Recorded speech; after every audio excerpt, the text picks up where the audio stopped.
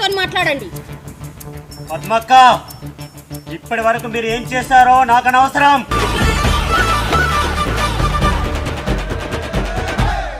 కాళ్ళు మొత్తం ఎట్లా నన్ను కట్టపడి నేర్పుకుంటా బాంచండి. ఈ ఒక్కసారి క్షమించరు బాంచండి. దొడ్లో కూర్చొని దొరడు తాగే, పెరట్లో కూర్చొని పెళ్ళాం తాగే, గోడల చాటు కోడలు తాగే. నువ్వు ఉండగా తమ్ముడు చూసుకో. నీ కానప్పుడు అన్న రంగంలో దిగితే రచ్చ రచ్చ అయిపోతుంది. సరే అన్న, తీసుకోనత్తా.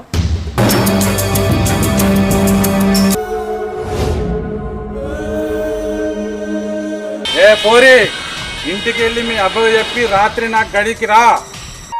ఏమయ్యా, వీళ్ళకు దొరల భయం తగ్గింది.